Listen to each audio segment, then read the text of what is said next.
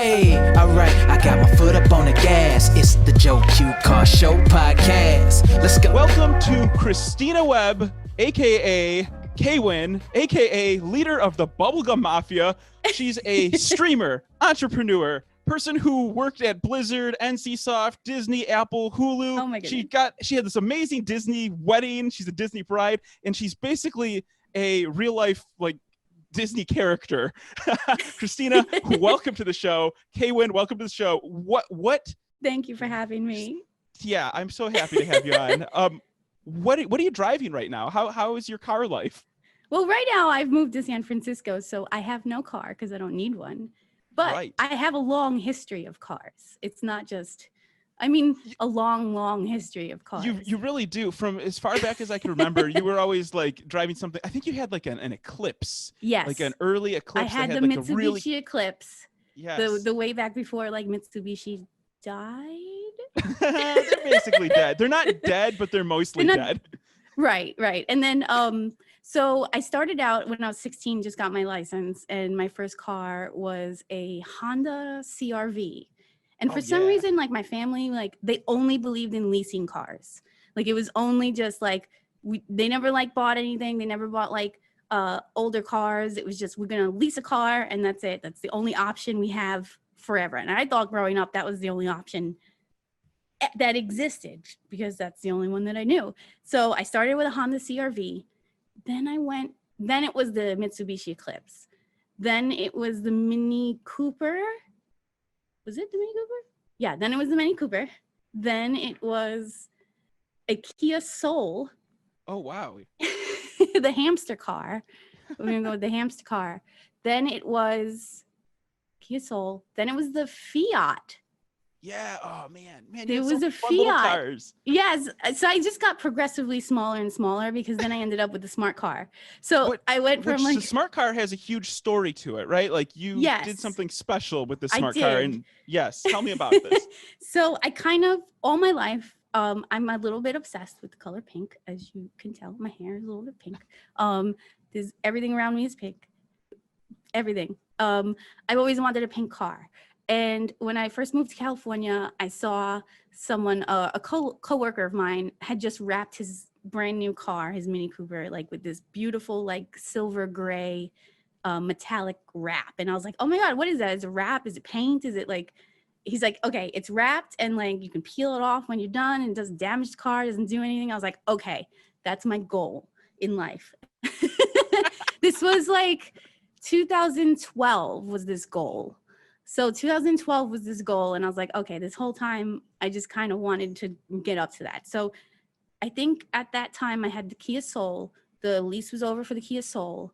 Then I went and got the Fiat. And I was like, okay, this is my chance to finally have a pink car, right? I was like, I could do it. It's going to be a cute little Fiat, little pink car, right? And the only car that they had available at the time was this limited edition blue-green. So I was like, okay, it's a really pretty blue-green. I'm not going to change it pink. It's beautiful, blah, blah, blah. I'm going to leave it. So I was stuck another 4 years with a non-pink car. So the Fiat, the lease was over on that one, got rid of that one. And then, gave it back to the dealership. And then I was like, okay, I'm living in LA. I'm tired of parking everywhere. I'm tired of the parking situation, tired of paying for parking. I want to fit in spots that aren't normally spots. So I was like, I'm going to get a smart car and I'm going to fuck everyone's day up. It's going to be great. I'm going to pull in all the way and they're not going to know there's a spot. They're not going to know someone's in the spot. And then they're going to be like, God damn it, there's a fucking smart car. Sorry if you need to beep all this out, but... I haven't thought about that yet. Maybe we might have to mark this one as explicit. Nobody else has been dropping it like you. So. Oh my God, sorry. I am from Brooklyn. So I was like, okay, I'm going to be a little shit and I'm going to get this smart car and I'm going to be able to park in spots in LA that no one else can park in. And that's essentially what happened. And the only color that they had was white. So I was like, this is my chance. It's white. It's a blank slate. And then that's when I was like, okay, I was working overtime at Blizzard. I was making a shit ton of money.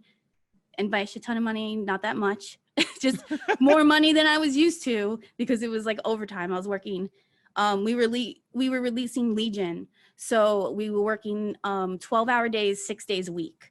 So you got to And slow down because a lot of my listeners here are There's a more car lot. people than video game people. yeah, So, yeah, sorry. So Blizzard is a company that makes video games, if you didn't know Yes. that. And yeah, so they were releasing a big expansion to the World of Warcraft game. And Yes. Christina, you were over there doing all kinds of like, you were doing QA testing or what? I was doing like, QA testing. I was the event photographer. I was running around doing a whole bunch of stuff for that company. And then, yeah, look, long story short, I went in and I was like, okay, I have my little smart car. And now here's my chance. I have a little extra money from overtime. I'm going to do it. This is where I'm going to make it pink. I'm going to turn it pink. And so I found someone in the area. It's LA, because I know it's so easy in LA to find some type of West Coast customs, you know, like right, yeah. find someone who can do this. And I found a dude from a company called High Tech Auto Wraps. And I made a mock-up in Photoshop. And it started out with pink, and then I added these special decals. And since I was working for this video game company called Blizzard, they were just releasing this game called Overwatch.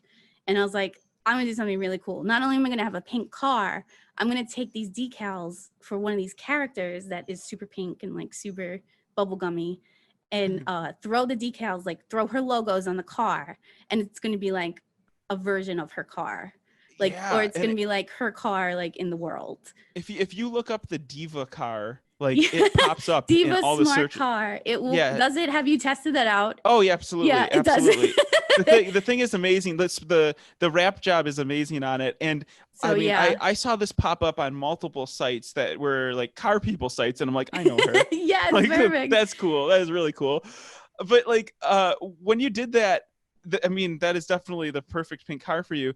When you did that, was it a thing that's like for the love of the game, or was it for you, or what? Like, why did you do it? At the time, so it was really essentially, I really want a freaking pink car, right? And so to be completely like frank and to just be completely transparent, the decals to turn it into a character was the cheapest part.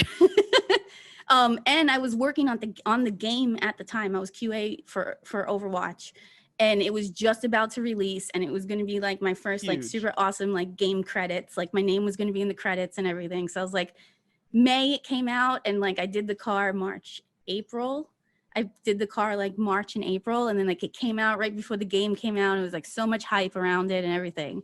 So this is like you've video games have been a huge part of your life for as long as I could remember knowing little you. bit, So yeah. So like yeah, you've worked in the industry, you've worked in multiple companies. You've always been kind of this really a perfectionist when it comes to like you've always had a brand since before brands like you are a brand is a thing. Like why have you always had a brand about you? There's one thing that I love doing, and it's starting businesses. I love being like a serial entrepreneur. And I have like, starting from even like young age at 13, I started like a small photography business, and then going up from that, I had, it was actually, like I went to parties and I took pictures of people and put them in like little keychains. That was before that was popular. This was like in the 90s. And then growing up with my mom was also pretty handy with like businesses and those types of stuff. So I'm very much my mom's daughter. So you've one of the businesses that I could remember you doing. You've done a bunch, but Yes. you ran like it wasn't a doggy daycare. It was called Doggy Yes. Chic Boutique. Like Doggy there was all Chic kinds. Boutique. So I started with the photography business. That's right. I almost forgot about Doggy Chic Boutique. I had a wedding photography business, a pet photography business. Then I had a lot of photography. Then I went into like marketing, and then I went into but Doggy Chic was essentially, this was back when Paris Hilton was popular. Oh my like God. that whole situation, right? What was that show she was on? Who cares? Girls I don't Next want Door or to something. plug Right. it. I don't want to Right, plug sorry, it. we're not plugging Don't. Paris Hilton. But she used to carry her little chihuahua around, right? Like all the time. And like it was like before the recession, and it was when everyone was buying like couture clothes for their pets. So I saw that and I was like, oh, I'm going to take advantage of that, because I love my dog and I love dressing my dog in little outfits. And so I started a company called Doggy Chic Boutique. It was an online store back in the early 2000s, it was like I want to say ahead of its time. Definitely, But definitely. yeah, for sure. For what it was, I was able to actually, like, because of it, quit college and then open up a storefront in New Jersey with that store. And then It's impressive. It's very impressive to do it's that. crazy. I mean, like, there are so many times in your life where you were on the crest of these waves. Like, I'm impressed constantly by your ability to keep innovating and just like spotting trends and molding them into your interests. And you've done this multiple times. So can you Right. talk to that a little bit? So my most recent, I had two, well, technically most recent endeavor is branding myself as a Mhm. streamer, getting into that. And then, but before that, I've had businesses where I've worked out in the pole industry, in the pole fitness. That was like a trend in California. And then I started a business with that. And then that business became like the top business in the industry at that time. Yeah. It's That's what I'm just saying. Like been, everything. Again, like I have like random friends that like knew your stuff and knew your products, and Yeah, they're like it's, talking about it, and I'm just like, hey, that's so crazy. Like she's just a little bit of everywhere, and I see unboxings and it blows my mind. I have major imposter syndrome with those types of things.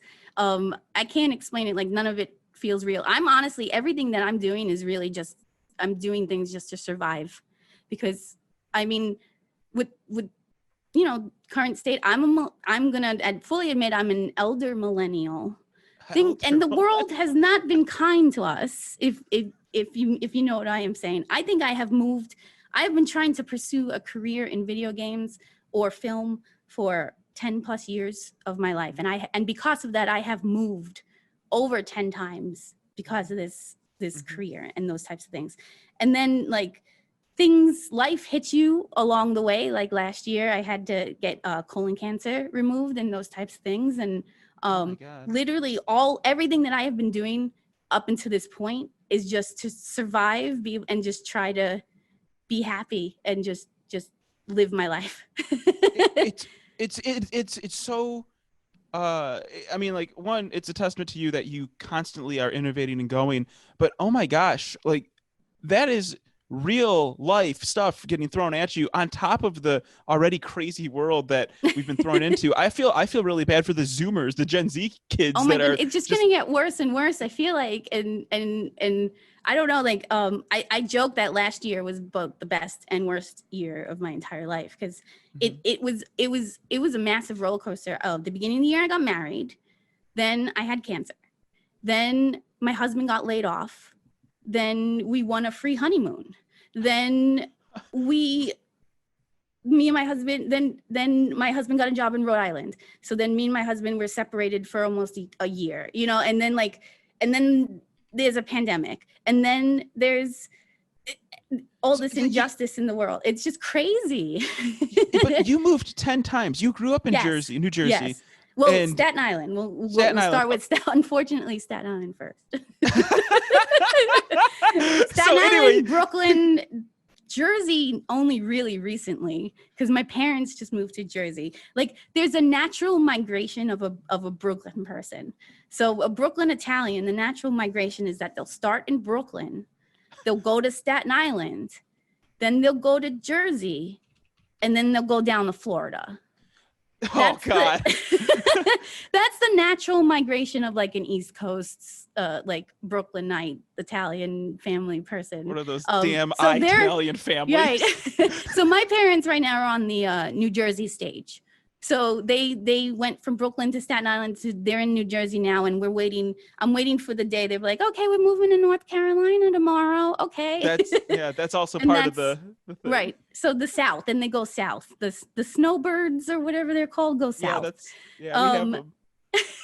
But no, we're getting away from you though. I know, like, I'm sorry. I want to talk about, like, you said some really like profound, scary and amazing things. You got hit so hard in that 1 year of your life, getting married, having a dream wedding, and then getting hit with this terrible cancer, and I mean, bouncing back from that. And you've always been so driven, and that is so interesting to me. So do you feel like you've been on top of trends a little too early, maybe? Because you've done so many different things. Like you started that pole business that you did was like a mail order business, and you did pretty well in that. I Subscription hear. box. Yeah. Sorry. Yes. Yeah. So Yeah, can you explain that? Like, what made you start that? What made you start that trend? So that actually, getting that starting. that was actually not a it's a really funny story because I was working at Blizzard at the time, Blizzard Entertainment, and I was in the QA department, but I had been getting loaned out to another department to be the event photographer for all the internal events, which was super cool. And it was like I was doing the thing that I love at the place that I love, with photographing people that I looked up to, and it was amazing. And in the background at the time, I was working out a lot. I was getting my shit together. I started doing pole fitness, and I was doing that for like a while, and I was like getting to the point I was almost like level 3, which is like you can climb on the pole and invert, go upside down, those types of things, like full like. I didn't know there was actually like levels to this. Like it's a full it's full courses and everything, and there's the sexier side, and then there's the more fitness side, and I'm a little bit more inclined for the more fitness side. I did a little bit more of the sexy stuff, but I just felt I'm a little awkward. I mean, like I'm a little awkward, but it's in the dark, which is nice. Yeah, it's in the dark, which is nice, so you can feel like you're private and everything, and you can try to get into it, but like I'm just clumsy, uncoordinated, and trying to come up with a dance routine in the sexier styles was not up to me, but it was not like my cup of tea.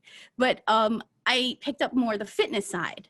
So while I was doing this, I was, like I said, I was a little more reserved. So I was wearing like tank tops and like stuff, and like the tank tops that I would wear, I would start creating my own tank tops with like stupid sayings on them, like I'll only dance with vodka or something like that, like or like everything hurts and I'm dying, those types of tank tops. So then I would show up to class with these tank tops, and girls would be like, oh my goodness, where'd you get that tank top from? I love it. And I'm like, oh, I made it myself. And then long story short, that's where I started, like the Etsy shop and the Shopify store. Then I branched out into, I was like, hey, Loot Crate is a thing. Loot Crate is a subscription box for video gamers, and a bunch of companies will give Loot Crate stuff to promote their companies with, right? And Loot Crate will distribute it out in a subscription box, right? Are you familiar? Absolutely. Yeah. So and you're explaining it very well, so don't worry. Okay, cool.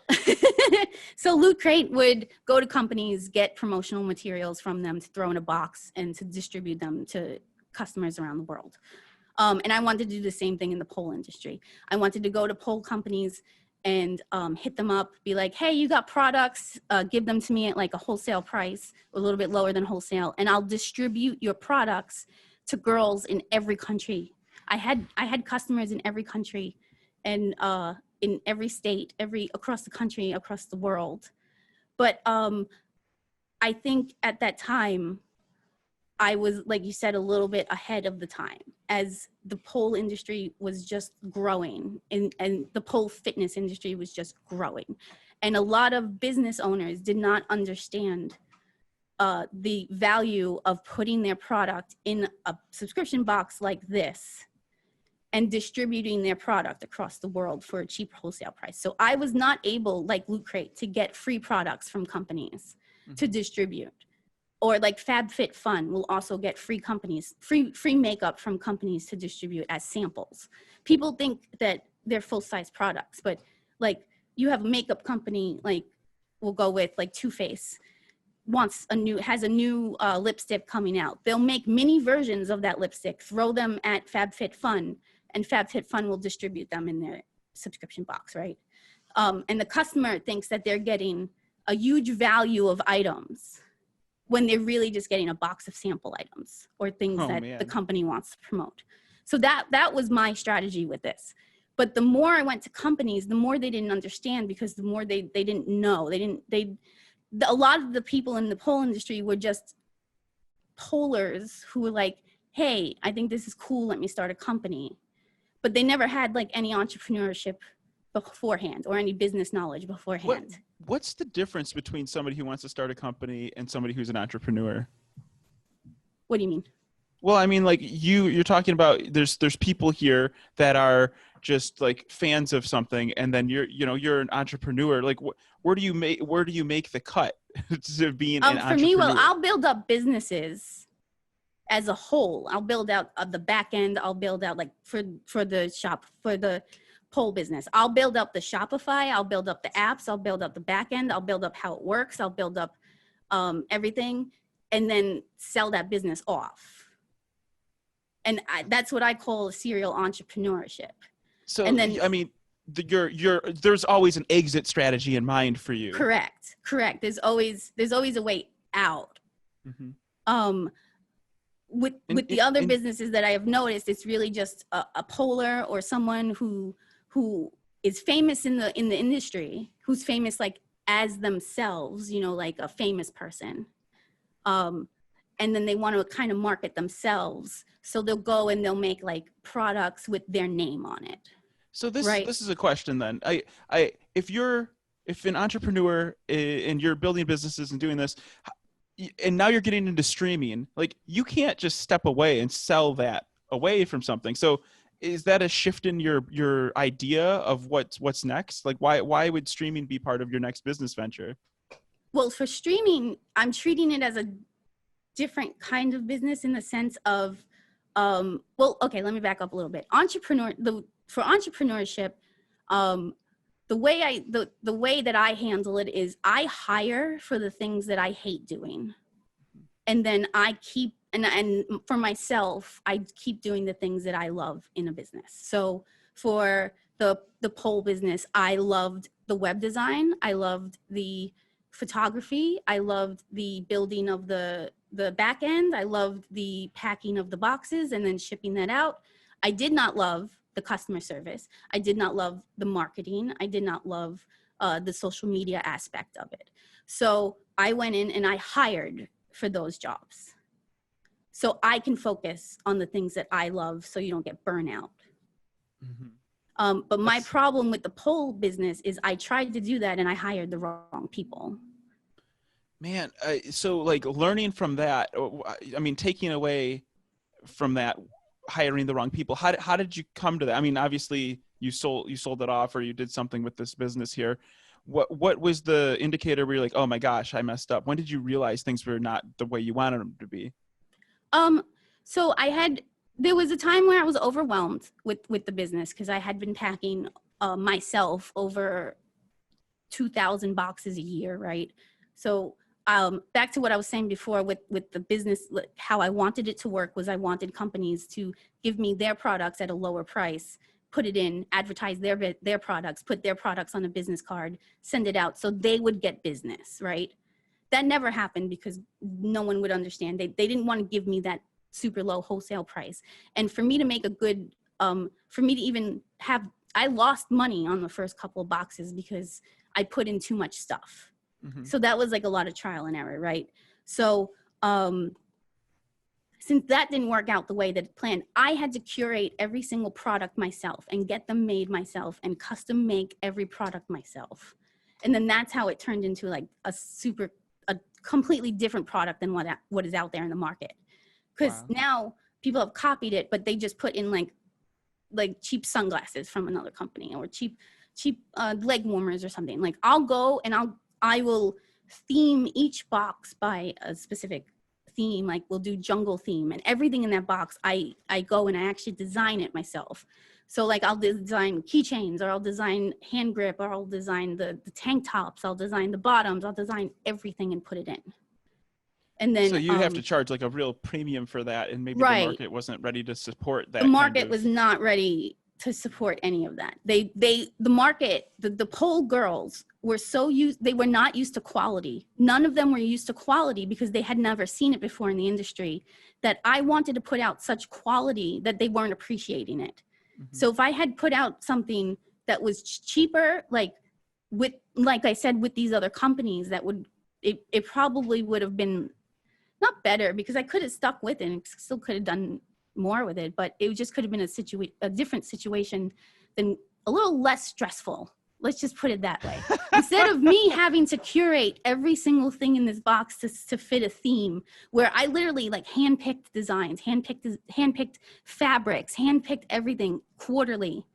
Like, had I had the support from the community where they had just given me products that they had wanted to promote, I would not have reached burnout so fast. Wow. How do you notice? And then that on you're top of the reaching sickness, and then on top of yeah. everything else, and then my husband losing his job, and then, you know, just moving. And I've moved about 5 times in between this whole time owning this business.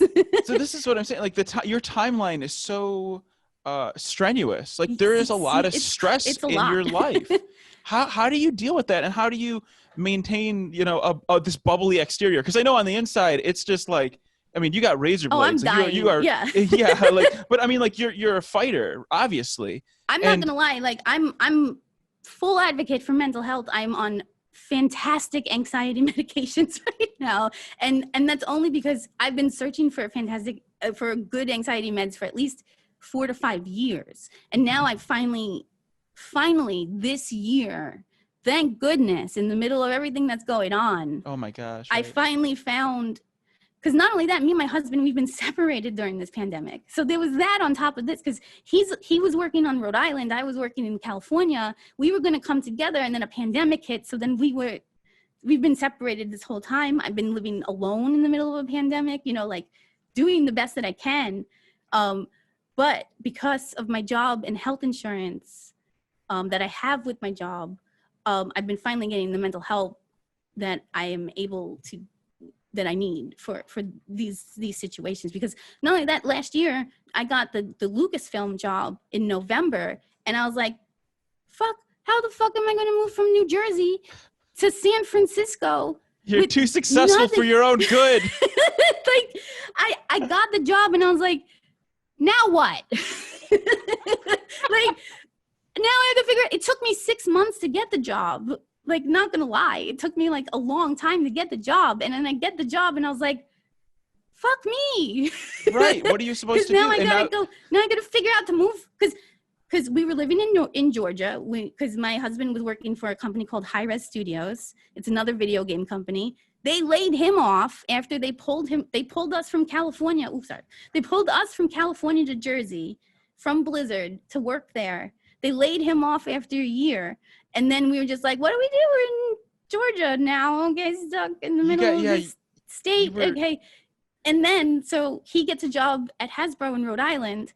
So, but we still had our lease in Georgia, and I still had a job. So I didn't know what to do, you know? So it was just like, and I was working at the same place that laid him off. And I was like, how do I deal with this mentally when they just laid him off and they're all pretending like everything's fine? You know? See, and that's the thing. Like, that's the thing. Crazy. I think what happens when you have like mental health issues that you're going through, it's that everything's fine until it's not, kind of a thing, right? Like right. You can sit there, you can pretend. Like, do you remember a turning point to be like, whoa, it's time for me to get some help? Oh, for like the last couple of years, but because I have not had health insurance. Oh, we forgot. I meant to start about how I started the business. So we totally diverted from that. But to go back to how I started the business, I was working at Blizzard and I was doing QA, but then they had lent me out to do that awesome photography job, right? So then the dudes who would having me do the photography job were like, we really want you to work for us. We're going to hit up your manager to see if you can transfer over to our job, right?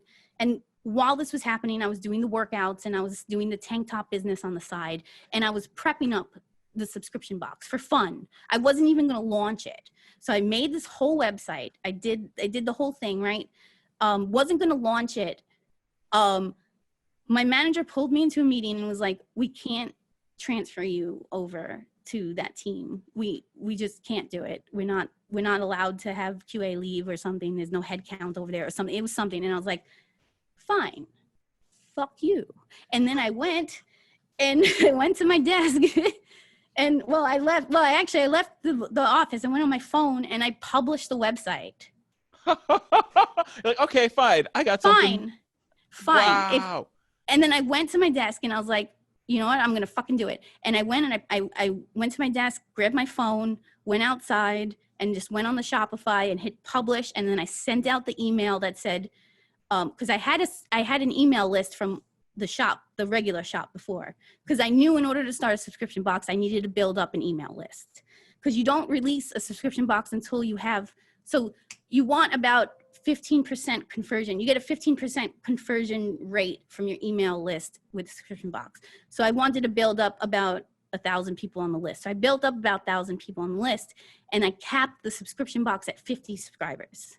So I sent out an email to those 1,000 people. I said, hey, the Rapunzel box is open. There's only 50 slots left. There's only 50 slots. Get your slot in. And I filled in those 50 slots within the first couple of hours that the website was open. But like I said, I didn't make any money on any of this, because it was all trial and error, because I underpriced, I over-delivered, because I wanted to make everybody happy, and I wanted to be like, because I'm like, you're Italian, right? You understand the Italian grandma. I was like, I want to give everybody everything. So yeah, it was like, and I've never really started a business like this, but it blew up, and it blew up to hundreds and hundreds of subscribers over time. And like I said, it got completely overwhelming on top of everything else that was happening in my life. And then do you think that's because you were giving everybody everything? Like well, seriously, first, like, yeah. Well, but I'm not just talking about the Rapunzel thing and your Blizzard career, in general, and just like, yeah. just in general, like you, like, let's stop talking about this. Like, I'm trying to talk about you, not in your general, business. Yeah. Like, you're giving I mean, I can hear it.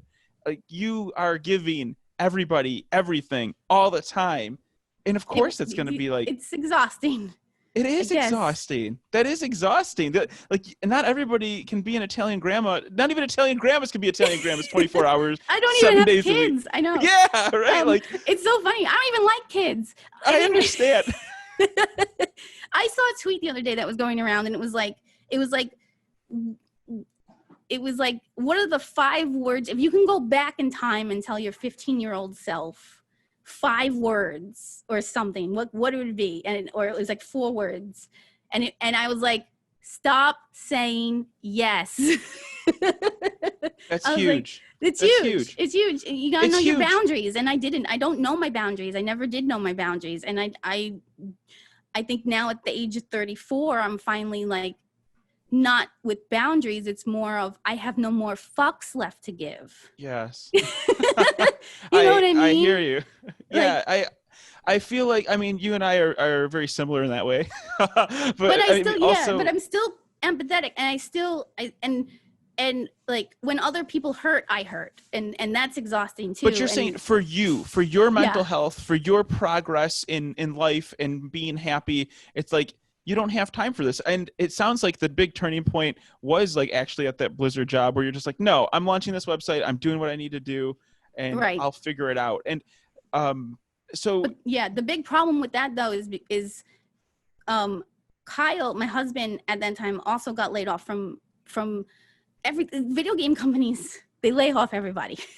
Yeah. But I was working a stressful in Blizzard. place to I left be. Blizzard. I quit Blizzard, and then to do the poll thing full time, but I didn't have health insurance. So I couldn't, so I was literally, and this was before I even hired anybody to help me out. So I was doing everything with this business and no mental health help.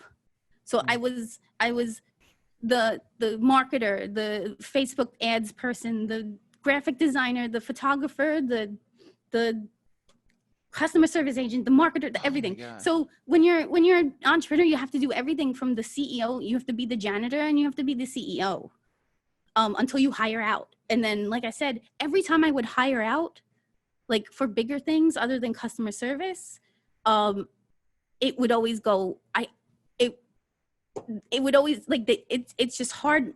Like you said earlier, I'm a perfectionist, and to hire someone that doesn't have the same passion than me, like it's hard. Well, and also I think that's actually a sign of somebody who knows themselves really well. Like somebody who wants to keep everything really close. Like you got to know what you can do and what you're comfortable giving out to somebody else to do, right? Like, and I think that's part of growing and learning what your management style is, what your strengths are, what your weaknesses are, and you're growing and you're learning, like, okay, you know what, social media just isn't what I want to be working on. I want to be working on the end product, like, Right, so, right. or you've always been really focused on the customer satisfaction, not as customer service, but as like the end product, Right, how right. it feels, how it looks, and so focused on your this appearance, this just like everything fits, like I think that's why you like Apple products, right? Like Yes. it just works, like it has Right. this sleek exterior, and I feel like that's always been your MO. That's how you've operated. And I want to know, like, what makes you that way. Why are you like that? I have no idea. I'm just Well, like you said your I'm mom super. made you a business lady. Like, But why? true. What I've like, did you get hit in the head with like a business book I when you know, were a right? kid? Like, what happened? I just have to, like, it also when I say that you hire for what you hate and then you do what you love, it also, like, for your skills as well. It's just like, I gravitate towards things, I guess, that I love doing. And, I don't know. Why I am the way I am is I cannot figure it out for the life of me, because I don't know. That's what I've I'm been saying. through Like, a lot of shit. that's what I'm Like, saying. You have so many experiences, and especially just even if somebody moved 10 times, like that would be enough to define someone. But not only did you move 10 times, but you have interesting stories from every part of that stage in your life. So much so where this is going to be really tough for, I think, a listener to follow, because we have I so know. many I different need to things start going from the on. beginning. I mean, when I moved to California, I was on vacation and I got a job while I was on vacation. And that's how I moved to California. Like, But who does that? what got you that job? You were on vacation. You're like, okay, nah, so I'll go on an interview. essentially you have time for this story, because I could try the TLDR version, but this was back 2012. I had just finished an internship at Disney World in Florida. So I had gone from New York to live in Florida for like 9 months to do this internship. Then for school, because at the time I was still in school. That internship ended. Then I went back to New York, and I was like, okay, cool. I'm in New York. I'm going to start looking for a job, finish school, everything. I had a vacation booked right after that Disney internship, and it was 3 weeks in California, because I've dabbled in California, I was like, yes, I'm gonna do like a really awesome California trip.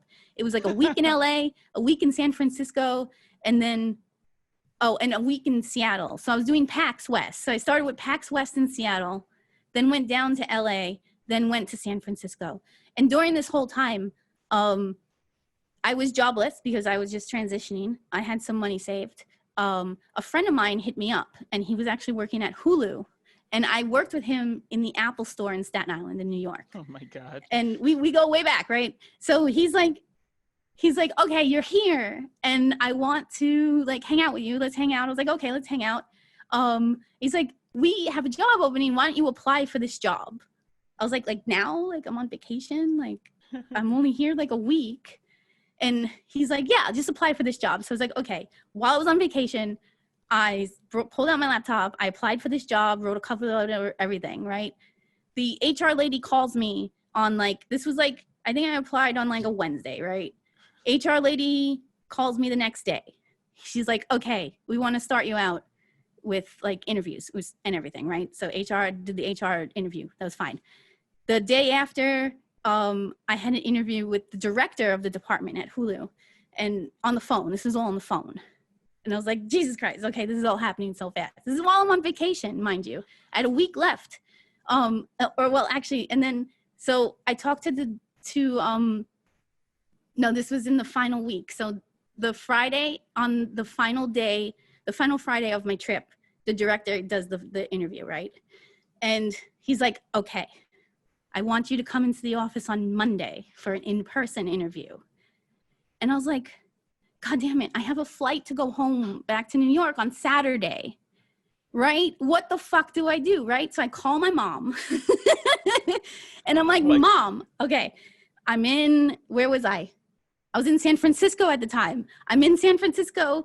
I just got a job interview with Hulu and they want me to come into the office in Santa Monica on Monday. And then she's like, she's like, just do it. And I was like, are you sure? And she's like, yeah, do it. And I was like, okay. So we canceled my flight. My mom canceled the flight on Saturday. I found a train from San Francisco to LA. I took the train on Saturday. It was like an 11-hour or something train. Oh my got God. into San Francisco, got into LA. My friend who referred me to the job, thank goodness, put me on his couch for the week. That Monday, I had the job interview, right? The job interview was with like 10 different people. It was like a 10-hour job interview. And they all grilled me in this one room this whole time. I had nothing to wear. I had just came from PAX. I wore like my PAX post-party outfit to this interview. So it was like a sequin. It was a sequin tank top and heels. And I was like, I'm so sorry. I did not bring any interview clothes. And I had no money to buy anything at that time. So Monday, I'm in this interview for like 10 hours. Then I was like, listen, I know that these things usually take time, but I don't know if you are aware of my situation, but I'm homeless right now trying to make this work. And they're like, okay. And then Monday I had the interview, Wednesday I got the job. And then Wow. I was like homeless by like Thursday. So then I was like, oh my goodness. Hi, Mom. I got a job. I got the job at Hulu in California. I'm not coming home. And she starts sobbing. I think she's been crying every day since then. But that was the start of this incredible journey. But it wasn't easy because I had no money. I had no car. I had to go on Craigslist and I found a place in Inglewood to live. And at the time I didn't know. So oh God. It's okay. So for people that aren't familiar with the California or the LA, be like, oh my gosh. Okay. So Inglewood's not a great area, generally speaking. So I found it's a high crime rate there. A little bit, yeah. So I found this room for rent in Inglewood, and I told the guy, hey, listen, I can't give you any money until my first paycheck. And they're like, that's fine. I was like, thank God. And they're like, and I just made it work. And I remember there were times where the LA bus system and the LA public transportation system is compared to the New York public transportation is a fucking nightmare. So I had to take 3 different bus lines and get 3 different like bus cards to get to work every day because I didn't have money and I didn't have a car. My Kia Soul was in New Jersey. My parents were like saving up money to ship the car over to me. I was saving money to ship the car over me. There were times where I would miss the bus going home and I would sleep on bus benches at the like outside, like just to make it work. And like it's very much an out of body experience. Like I look back at that time and I was like, I did what I needed to do. Like, and I couldn't tell my mom where I was living. I couldn't tell my mom like what was happening. I was like, I was just telling her, like, she's like, oh, what's your new address? And I didn't want her to know I was living in Inglewood. So I gave her like an address of some other house on Google Maps or something. I was like, look how pretty this house is that I'm not living in. You know, so, because that's the last thing I need to do is have my mom worry from the other side of the country, you know, like, so I was dealing with all this alone and like, it was crazy, but I made it through. I got the job and then like I ended up as social media manager at Hulu. And then like, yeah. And then like, just from there, it went from like a California journey. But before that, it was like a New Jersey journey from Doggy Chic Boutique. Then I worked at Apple. Then I worked at Disney in Florida. Then the Seattle. Then I don't even know. Honestly, it's making my head spin, and I didn't even live it. Like I'm just experiencing it. But I mean, just listening to you. All while used to being 300 pounds and losing 150 pounds on top of this. Do you remember that? Yeah. Oh my gosh. Yeah. Like it's insane. It's really insane. So like you talk about like personal transformation, mentally, physically, metaphorically. Like it's just like, oh my gosh. Like if there's one person that like I don't know, like I've always thought like, yeah, Christina, like she's one tough cookie, or like, that's like an understatement of the century.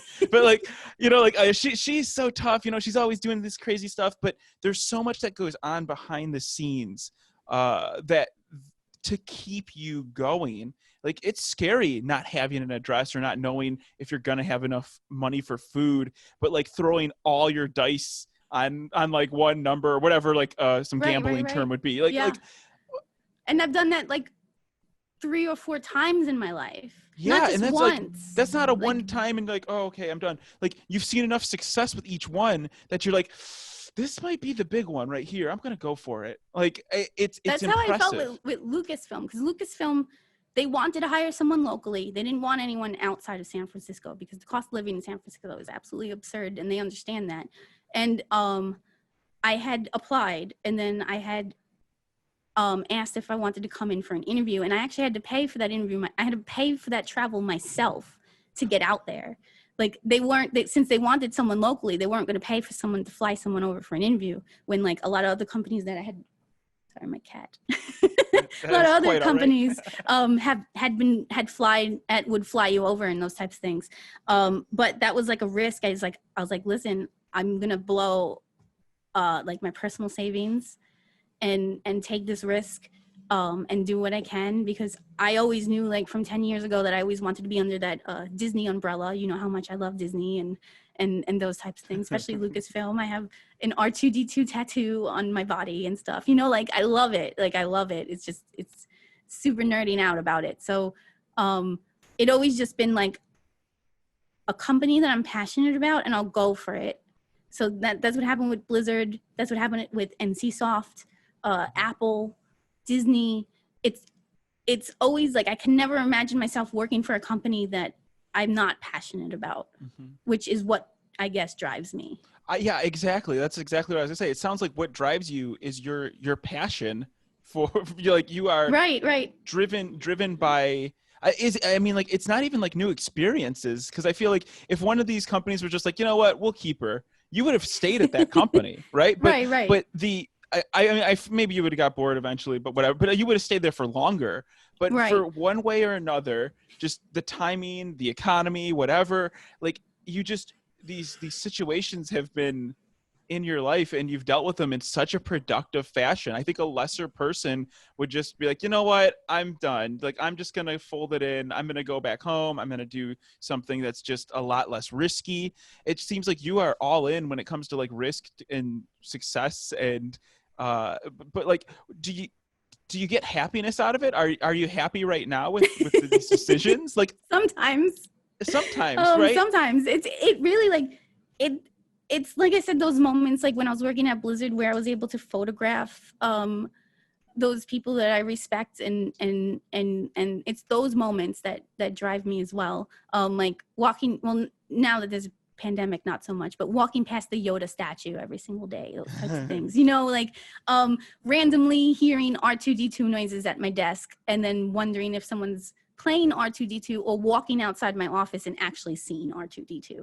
So cool. It's those types of things that are like, yes, I've made it, but it's also like the way the economy is right now, I think everyone's still living paycheck to paycheck.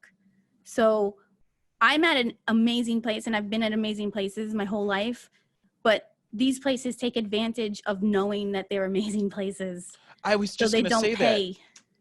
They don't have to care as much about the employee, because they know the employee is like all in for the brand, right? So it's dangerous, and you've experienced this directly. Correct. I basically everybody who works in the video game industry, I think, experiences this too. Correct.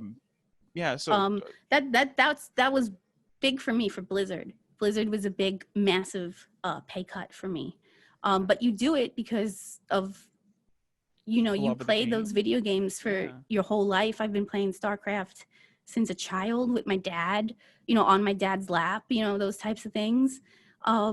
and it's those memories that you grow up with that drive you to want to live out those professional dreams.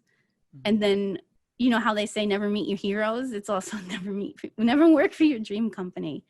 You think so, right? Well, and that's not to say never work for those companies.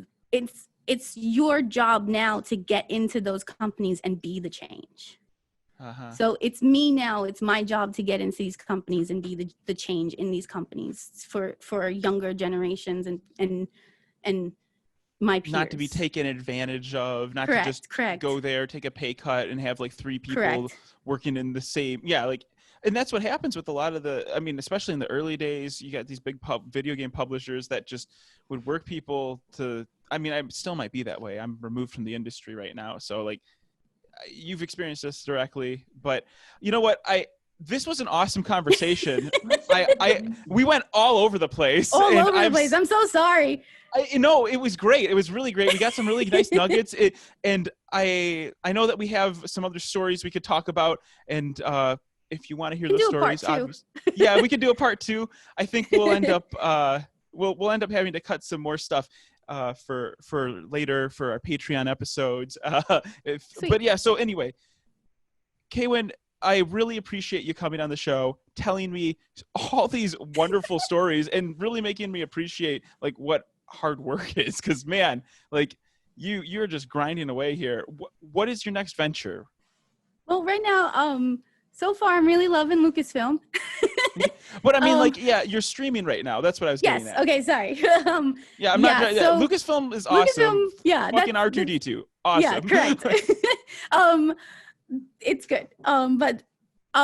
So now, actually, to be completely honest, I've been streaming on and off since 2011. I absolutely love it as a hobby. It's like probably, you and I podcasted back 2008. Probably I'll say that was probably the best time of my life. I love that time, podcasting and doing the thing that I love the most.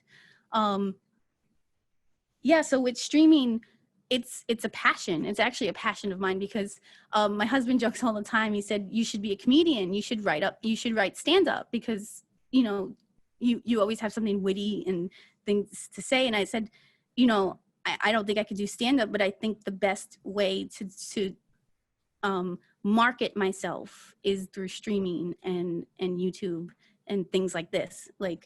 And it goes with my passion of creating a business, which we talked about before, because now I can create the business and the business is myself, which is what I know most, which is great. I know what I like. I know the things, like I'm also a perfectionist as well. So I can get through that. And then it's really just taking this hobby that I loved, and now that I have the correct mental health solutions and the right medication, I have not been able to push that go live button for about 3 years.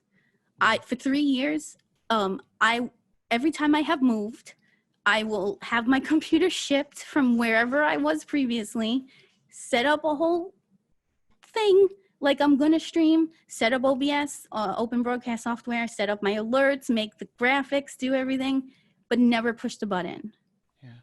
And I didn't know why. And I don't know, like things that had happened to me maybe in the past or just mental health overall, depression, anxiety, burnout, something like that. But now with the right mental health that I'm having now that I talked about before, I'm on the right medications, I have been able to push the go live button, which is great. So, and I'm in it and I love it. And you can tell like, I'm happy, I'm in my element.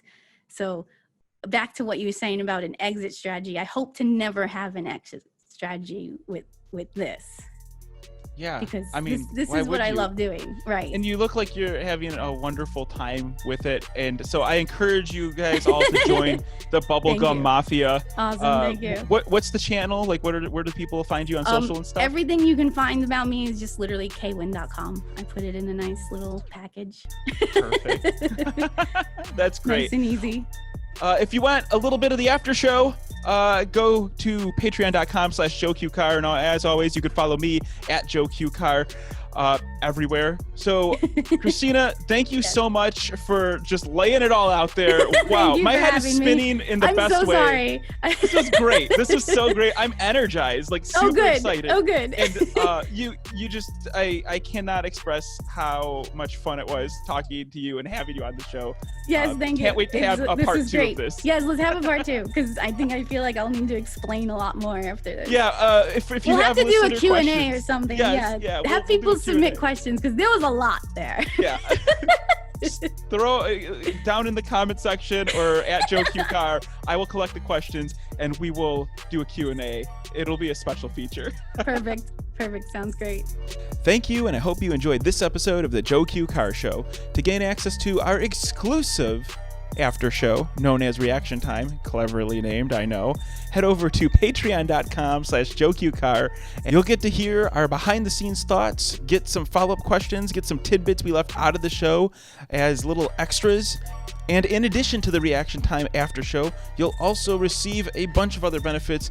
You'll get behind the scenes updates, maybe some stickers, advance notice of who's coming on the show. You could even hang out with me if you're at that tier. There's a bunch of different things. Please go check them out.